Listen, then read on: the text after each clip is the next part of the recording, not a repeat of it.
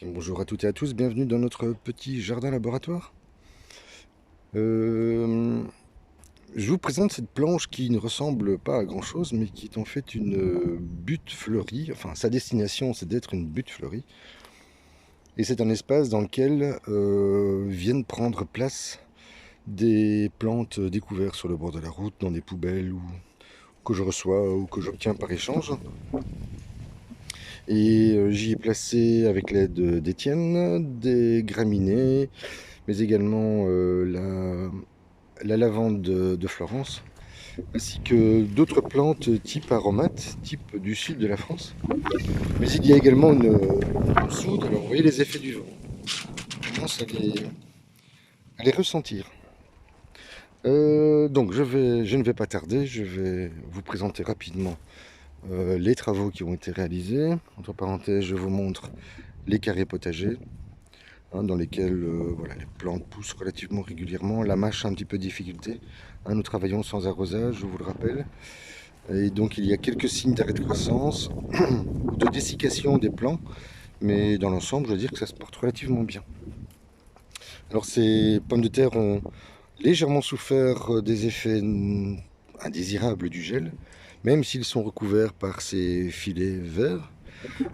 Pardon. Et l'erreur que j'ai peut-être commise la nuit dernière, c'est d'avoir laissé recouvert la planche par ce filet.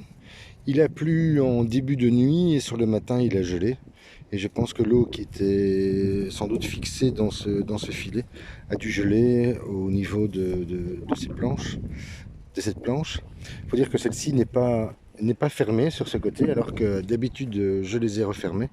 Et je pense que l'effet du froid venant de l'ouest, du nord-ouest, et le ressenti ont, eh bien, ont dégradé la partie superficielle des plants de pommes de terre.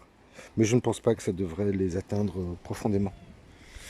Alors j'ai récupéré quelques autres éléments, comme cette plaque en acier que je vais devoir redécouper parce qu'elle a été pliée. Évidemment, quand je les trouve, quand je trouve l'ensemble des objets qui sont présents dans plus de 89% de ce jardin, eh bien, ils ne sont jamais en excellente qualité. C'est à moi de les transformer et de les modifier. Hein, j'ai trouvé par exemple ces têtes de... Alors je ne sais pas si c'est Bouddha ou si c'est un prince ou un roi, sans doute thaïlandais. Je pense Thaïlande parce qu'il a de grandes oreilles, mais il faudrait demander à un spécialiste de l'histoire de l'art de ces régions du monde pour me le confirmer. La coiffure certainement doit donner des indications sur la période dont sont issues ces copies, ces basses copies en plâtre, hein, comme vous pouvez le deviner. Au moindre choc, voilà, elles changent d'aspect. Alors j'ai recouvert cet espace dans lequel je trie mes différents éléments qui rentrent dans ce jardin. Et j'avais découvert l'année dernière ce rideau de bruyère de 3 mètres. Et j'en ai profité ce week-end pour l'installer, de manière à ce qu'il masque un petit peu la vue de cet espace qui doit encore être modifié, mais qui m'est vraiment très utile puisque ça me permet de préparer mes couvertures de sol, de trier une partie de mes composts ou de mes broyats. Et voilà, je ne sais pas encore très bien comment je vais pouvoir le présenter à l'avenir, puisque lorsque l'on fait visiter une maison, on ne commence pas par présenter les toilettes du rez-de-chaussée, bien que ce soit très utile pour les invités. Mais dans ce cas-ci, dans ce petit jardin, puisque l'accès est par cette petite porte, eh bien, il m'est difficile de les cacher. Donc il va falloir que je réfléchisse à l'avenir où le déplacer et en même temps m'éviter de faire des dizaines de mètres avec du matériel relativement lourd. Alors rapidement, j'ai également réalisé ce petit bioréacteur. L'idée est comme dans la citerne verte ou dans le morceau de tuyau orange où sont les oryctes nasicornis, hein, donc ces fameux rhinocéros européens. Comment donc l'idée est ici de dégrader la matière à un rythme plus rapide que celui du sol. Alors il est directement en contact avec les vers de terre, j'en ai d'ailleurs rajouté un certain nombre. Donc l'idée c'est de transformer ce matériau en matière organique, mais tout de suite il conserve son humidité. et donc qu'ils se dégradent lentement. Hein, c'est une nourriture fort appréciée par les vers de terre, mais évidemment par tous les xylophages, hein, tous les animaux qui se nourrissent du bois, et d'obtenir en fin d'année, d'ici quelques mois, un terreau qui pourra ensuite entrer dans la composition comment dire, du substrat végétatif de ce petit jardin. Alors vous voyez que la plantation se déroule relativement bien, à l'exception des tagettes qui ont pris un coup de froid. Alors les oiseaux, je ne vous dis pas, hein, continuent leur travail en espérant me décourager. Pour l'instant, ça ne fonctionne pas. Ils se sont attaqués aux salades vertes. Ils les ont toutes mangées, toutes attaquées, alors que les rouges, ils ne s'y intéressent pas tellement. Alors je dois dire que j'en suis relativement satisfait. De même que les limaces, par exemple, cette année. Alors que l'année passée, j'avais énormément de limaces. Cette année-ci, je n'en vois pour l'instant que très peu. Donc c'est une bonne chose. J'ai dû recouvrir les pommes de terre parce que les oiseaux, eh bien, voilà, le merle surtout et la merlette, sa compagne, me dégradait l'ensemble des deux mastaba. Hein. Mastaba est un mot arabe qui désigne une banquette. Et donc ces deux banquettes à pommes de terre étaient constamment attaquées. À peine une jeune pousse apparaît qu'ils viennent l'enlever. Et alors j'ai beau leur expliquer que ce sont des pommes de terre qu'il ne faut pas y toucher, eh bien ils ne comprennent pas mon langage d'humain. Et donc je dois faire avec. Alors les petits pois, ça se passe relativement bien. L'autre structure dans laquelle j'ai placé ces salades, tiens, entre parenthèses, vous voyez que les oignons, voilà, les graines, les fleurs d'oignons puis les graines vont apparaître. J'ai dû la recouvrir en urgence avec ces fameux grillages à carrelage. Mais vous voyez que le vent fait déjà son effet et je vais devoir passer le reste de mon après-midi à couvrir une partie de ce jardin. De le couvrir avec les mini serre-chapelles qui sont là-bas, ou avec des filets brise-vent. Voilà, je suis en train également de réaménager l'ensemble de ce petit carré d'inspiration médiévale, même si à l'époque on ne faisait pas du tout pareil.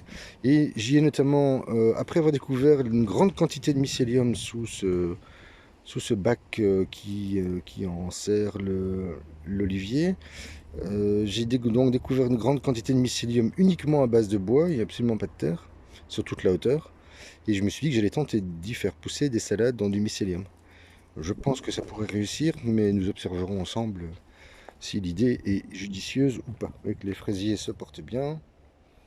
Voilà. Et je pense qu'à l'avenir d'ailleurs, je ferai comme là-bas, dans les barres à fraises surélevées. Je les mettrai en hauteur. C'est surtout une question de récolte. Alors vous voyez que le vent fait son effet, hein, il chasse les mini-serres. Et là nous n'en sommes qu'au début d'une journée, d'une nuit surtout qui va être terrible. Alors je vous montre rapidement peut-être, et après je vous laisse parce que j'ai déjà été un peu long semble-t-il. Bon, vous voyez que les frais ça se passe bien. Cette planche-ci elle devient magnifique. Vous voyez la hauteur que prend le chaux rouge, donc à peu près 1m60. Voici les fraisiers hein, qui se sont un petit peu redressés parce qu'ils ont subi l'influence de la lune et ils s'étaient tous couchés vers l'ouest, enfin le sud-ouest, là où était l'influence de la grande lune, rappelez-vous, fin de semaine dernière. Alors j'ai recréé donc un nouvel espace, un nouveau bar surélevé. Je trouve que le principe est relativement intéressant, toujours pour la récolte. Et donc j'y ai placé des pois fins mange-tout de deux variétés différentes, des tonivers et des regali. Et ils ont été placés le 29 du 4. Et donc, je les ai placés dans ces rios palettes surélevées. Et j'y ai tamisé une partie de mon compost, tamisé extrêmement fin, avec un outil que je vais vous montrer d'ailleurs, que j'ai découvert dans une poubelle par hasard. Et donc l'idée ici dans ces carrés, dans ces rios palettes surélevées, est d'avoir placé du carton, un carton brun, hein, toujours sans colle, sans encre et sans plastique. J'y ai placé une fine couche de BRF. J'y ai placé ensuite une fine couche de broyat comme celui-ci. Quand je dis fine couche, c'est à peu près 2 cm. J'y ai placé la même épaisseur de crottin de cheval, mais cette fois-ci que j'avais placé dans de l'eau pendant une semaine, de manière à ce qu'il se décompose. Et donc j'ai obtenu une sorte de mélasse que j'ai placé sur 2 cm de hauteur, et je suis venu placer 10 à 12 cm de deux composts différents, l'un grossier avec des morceaux de bois qui n'excèdent pas 3 à 4 cm de longueur, et sur lequel je suis venu placer un terreau de compost extrêmement fin et que j'ai tamisé dans ceci. Alors vous devinez ce que c'est sans doute, hein. C'est une grille de protection pour un ventilateur et qui a la particularité de posséder des maillons de maximum 1 cm de côté, et donc j'obtiens un terreau, voilà, extrêmement friable, qui devrait très facilement aider les jeunes plants à croître dans de bonnes conditions. Voilà, j'ai réussi à récupérer la consoude. Bien voilà, je crois que je vais m'arrêter ici pour aujourd'hui. Je vous souhaite à tous et à toutes une excellente fin d'après-midi ou début de soirée, et je vous dis à très vite.